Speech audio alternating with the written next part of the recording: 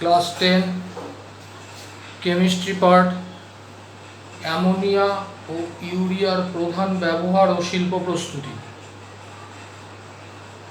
My channel name is physics for all by Jayanta sir. Subscribe করে রাখবে যাতে পরবর্তী ভিডিও যখন আপলোড করা হবে নোটিফিকেশান পেয়ে যাও। অ্যামোনিয়া এবং ইউরিয়া। প্রথম পড়াবো হচ্ছে অ্যামোনিয়ার শিল্প উৎপাদন। অ্যামোনিয়ার শিল্প উৎপাদন। অ্যালুমিনা ও অ্যালুমিনার সংকেত হচ্ছে Al2O3 ও K2O মিশ্রিত আয়রন চূর্ণ অনুঘটকের উপস্থিতিতে পটাশিয়াম অক্সাইড আর কি K2O আয়রন চূর্ণ অনুঘটকের উপস্থিতিতে 200 বায়ুমণ্ডলীয় চাপে ও 550 ডিগ্রি সেন্টিগ্রেড তাপমাত্রায় নাইট্রোজেন ও হাইড্রোজেন বিক্রিয়া করে অ্যামোনিয়া তৈরি করে।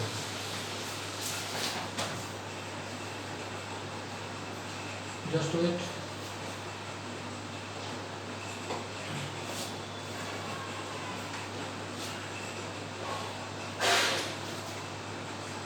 Nitrogen in gaseous form plus hydrogen in gaseous form reversible sign দেবে বহুমুখী বিক্রিয়া এটা 2NH3 plus 22.4 kilo calorie hit তৈরি হয়। 22.4 কিলো ক্যালোরি হিট তৈরি হয়। তাহলে আরেকবার বলছি, অ্যালুমিনা হচ্ছে Al2O3 ও পটাশিয়াম অক্সাইড K2O মিশ্রিত আয়রন চূর্ণ অনুঘটকের উপস্থিতিতে 200 বায়ুমণ্ডলীয় চাপে 550 ডিগ্রি সেন্টিগ্রেড উষ্ণতায় নাইট্রোজেন ও হাইড্রোজেন বিক্রিয়া করে অ্যামোনিয়া উৎপন্ন করে। এই পদ্ধতিটার নাম হচ্ছে হেবার পদ্ধতি, হেবার প্রসেস বা হেবার পদ্ধতি। অ্যামোনিয়ার প্রধান শিল্প ব্যবহার। অ্যামোনিয়া খুব ইম্পর্টেন্ট একটা গ্যাস, বিভিন্ন ক্ষেত্রে এর ব্যবহার রয়েছে। 1, 2, 3 করে আমি বলছি। অ্যামোনিয়াম সালফেট সংকেত হচ্ছে, এটা একটা সার, NH4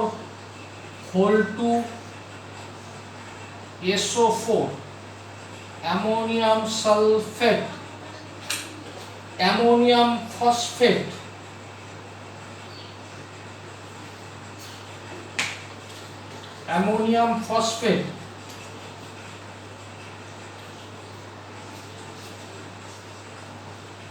NH4 ammonium phosphate. Ammonium sulphate, ammonium phosphate NH4 ammonium phosphate এবং ইউরিয়া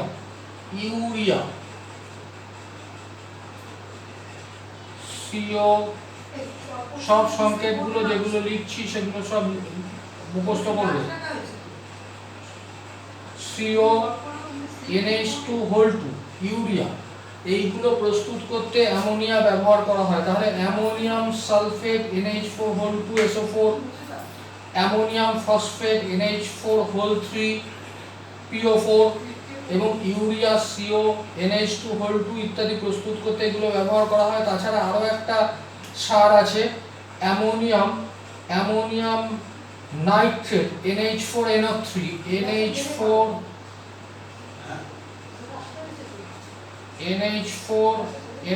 অ্যামোনিয়াম নাইট্রেট। তাহলে এই চারটে সার প্রস্তুত করতে এটা ব্যবহার করা হয়। এছাড়া সলভে পদ্ধতিতে একটা বিশেষ ধরনের পদ্ধতি, সোডিয়াম কার্বনেট, অসওয়াল্ট পদ্ধতিতে নাইট্রিক অ্যাসিড প্রস্তুতিতে অ্যামোনিয়া ব্যবহার করা হয়। 3 হচ্ছে কোনো খাতা নিয়ে বসবে, একদম লিখে নেবে। 3 হচ্ছে কোনো ওষুধ প্রস্তুতিতে এবং স্মেলিং সল্ট প্রস্তুতিতে এটি ব্যবহার করা হয়। 4 হচ্ছে বরফ কারখানার বরফ প্রস্তুতিতে এবং অন্যান্য শীতলীকরণের শীতলীকরণের কাজে তরল অ্যামোনিয়া ব্যবহার করা হয়। নেক্সট হচ্ছে ইউরিয়া। তাহলে আমরা দুটো পড়ছিলাম, এক অ্যামোনিয়া, 2 নম্বর হচ্ছে ইউরিয়ার প্রস্তুতি 150 বায়ুমণ্ডলীয় চাপে 200 ডিগ্রি সেন্টিগ্রেড থেকে 210 ডিগ্রি সেন্টিগ্রেড উষ্ণতায়। তাহলে চাপ থাকবে 150 বায়ুমণ্ডলীয় চাপ, মানে আমরা এখন যে চাপের মধ্যে রয়েছি তার 150 গুণ বেশি চাপ, এবং 200 থেকে 210 ডিগ্রি সেন্টিগ্রেড উষ্ণতায় 2 আয়তন অ্যামোনিয়ার সঙ্গে 1 আয়তন কার্বন ডাই অক্সাইডের বিক্রিয়ায় ইউরিয়া উৎপন্ন হয়। বিক্রিয়া দুটো পর্যায়ে হয়। প্রথম পর্যায়ে অ্যামোনিয়া ও কার্বন ডাই অক্সাইড যুক্ত হয়ে অ্যামোনিয়াম কার্বামেট যৌগ উৎপন্ন করে, বিক্রিয়া আমি লিখছি। দ্বিতীয় পর্যায়ে অ্যামোনিয়াম কার্বামেট বিয়োজিত হয়ে ইউরিয়া উৎপন্ন হয়।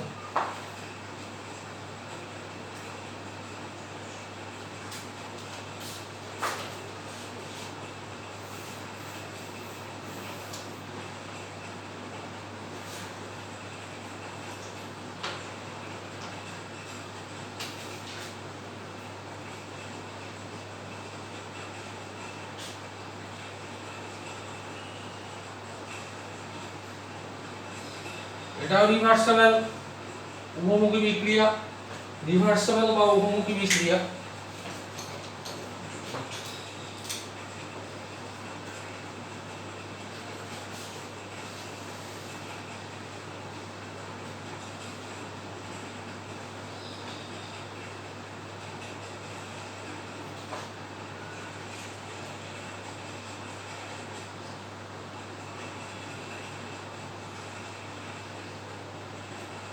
একশো 150 বায়ুমণ্ডলীয় চাপ,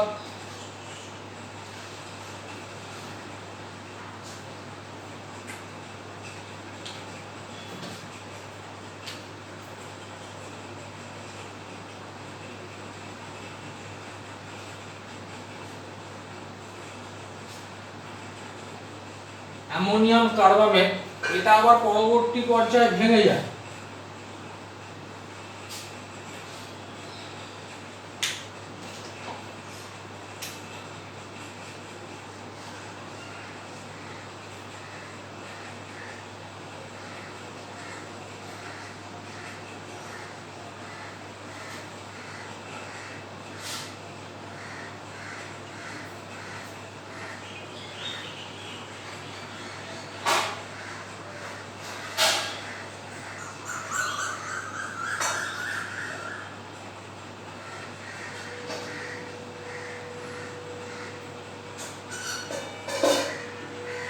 জলীয় বাষ্প H2। আরেকবার বলে দিচ্ছি, 150 বায়ুমণ্ডলীয় চাপে এবং 200 ডিগ্রি সেন্টিগ্রেড থেকে 210 ডিগ্রি সেন্টিগ্রেড উষ্ণতায় 2 আয়তন অ্যামোনিয়ার সাথে 1 আয়তন কার্বন ডাই অক্সাইডের বিক্রিয়া। দেখো অ্যামোনিয়ার আগে 2 আছে, কার্বন ডাই অক্সাইডের আগে কিছু নেই, মানে 1 আছে। 1 আয়তন কার্বন ডাই অক্সাইডের বিক্রিয়া ইউরিয়া উৎপন্ন হয়। বিক্রিয়ার দুটি পর্যায় ঘটে।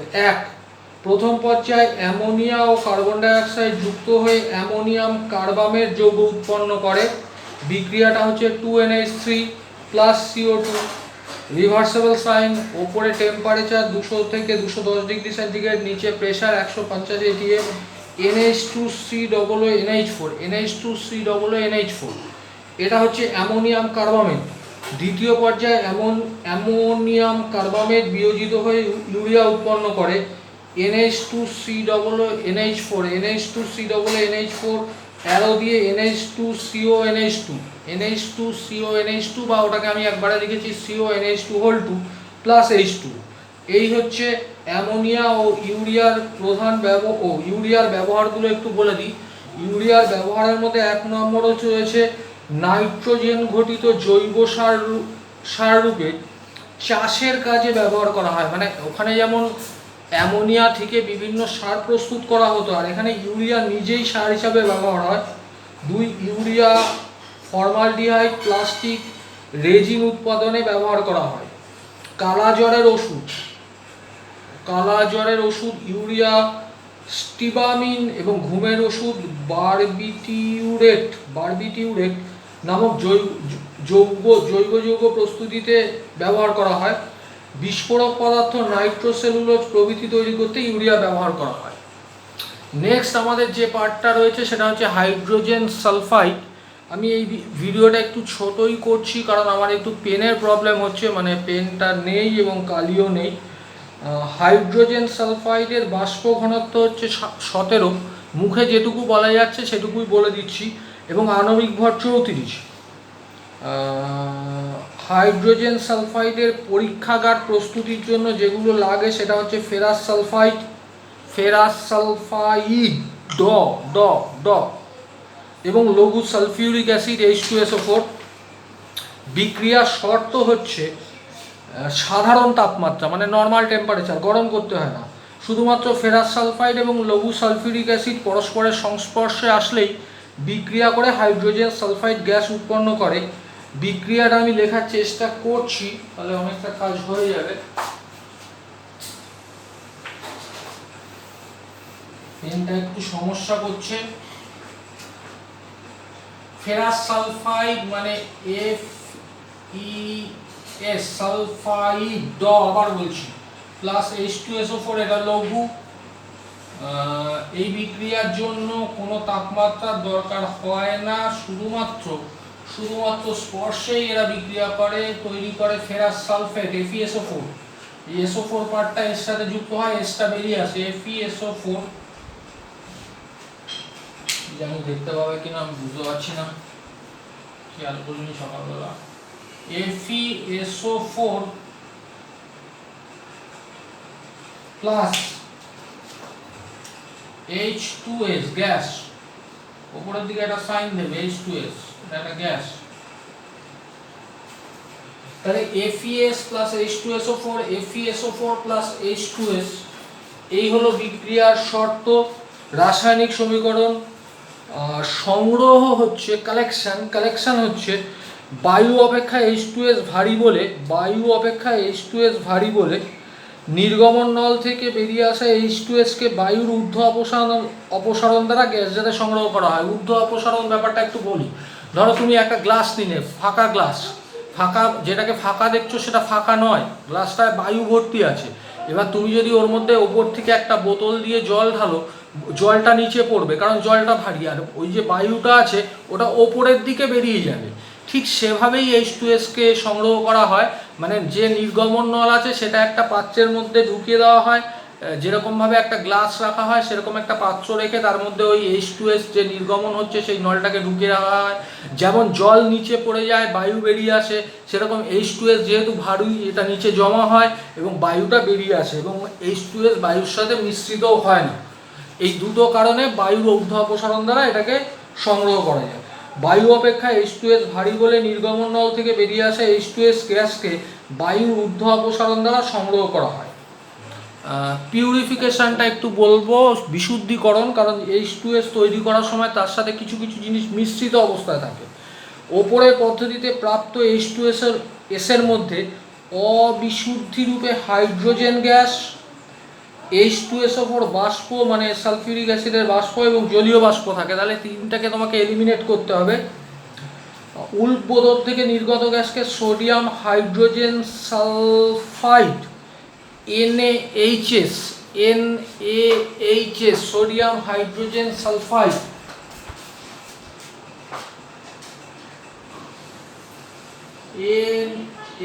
যেগুলো আমি লিখে দিচ্ছি এগুলোর সংকেত অবশ্যই মনে মুখস্থ করবে। সোডিয়াম হাইড্রোজেন সালফাইড, আবার সালফাইড, সোডিয়াম হাইড্রোজেন সালফাইড সম্পৃক্ত দ্রবণের মধ্যে দিয়ে চালনা করলে অ্যাসিড বাষ্প মুক্ত হয়, মানে এই কম্পাউন্ডটা ওই সালফিউরিক অ্যাসিডের যে বাষ্পগুলো ছিল সেটাকে অ্যাবজর্ব করে নেয়। এখনও তাহলে থেকে গেল জলীয় বাষ্প এবং হাইড্রোজেন গ্যাস। এরপর P2O5 ফসফরাস পেন্টঅক্সাইড, এটা সংকেত লিখলাম না, বুঝতে পারছো। P2O5 পূর্ণ একটি ইউনলের মধ্য দিয়ে চালনা করলে জলীয় বাষ্প মুক্ত হয়। হাইড্রোজেন গ্যাস মিশ্রিত H2S কে, তার মানে আমরা দুটো এলিমিনেট করেছি, দুটোকে এলিমিনেট করেছি, এক হচ্ছে জলীয় বাষ্পকে এলিমিনেট করেছি আর সালফিউরিক অ্যাসিডের বাষ্পকে এলিমিনেট করেছি, শুধু হাইড্রোজেন রয়ে গেছে। এবার হাইড্রোজেন গ্যাস মিশ্রিত শুষ্ক H2S গ্যাসকে কঠিন কার্বন ডাইঅক্সাইড, যেটাকে শুষ্ক বরফ বলা হয়, খুব ঠান্ডা কিন্তু সলিড, দিয়ে ঠান্ডা করলে H2S তরলে পরিণত হয় এবং হাইড্রোজেন গ্যাস হিসাবে বেরিয়ে আসে। খুব সুন্দর একটা টেকনিক। এই যে মিশ্রণটা H2S, শুষ্ক H2S, কারণ এর থেকে জলীয় বাষ্প এলিমিনেট করা হয়ে গেছে এবং সালফিউরিক অ্যাসিডের বাষ্প এলিমিনেট করা রয়েছে, এটাকে ঠান্ডা করা হয়। ঠান্ডা করা হয় বরফ দিয়ে নয়, শুষ্ক বরফ, কঠিন কার্বন ডাইঅক্সাইড। এটা আরও বেশি ঠান্ডা করতে পারে। যখন এই ঠান্ডা করার ফলে H2Sটা তরল হয়, কিন্তু হাইড্রোজেন তরল হয় না। হাইড্রোজেন তরল হয় আরও কম তাপমাত্রায়। H2SO4টা তরল হয় এবং হাইড্রোজেনটা গ্যাস হিসাবে থাকে, সুতরাং তরল থেকে গ্যাসটা বেরিয়ে আসে। এরপর এই তরল H2SOSকে উত্তপ্ত করলে এটা আবার গ্যাসে পরিণত হয়। এই পর্যন্তই আজকে থাক, কারণ আমার পেনটা সমস্যা করছে, পেন ছাড়া হবে না, অথচ ক্লাসটা নেওয়া দরকার। আমি আবার রিসেন্ট 2-1 দিনের মধ্যেই আবার ক্লাস দেব। তোমরা আমার channel physics for all by Jayanta sir subscribe করে রাখবে, পরবর্তী যে কোনো ভিডিওর নোটিফিকেশান তোমরা পেয়ে যাবে। Thank you.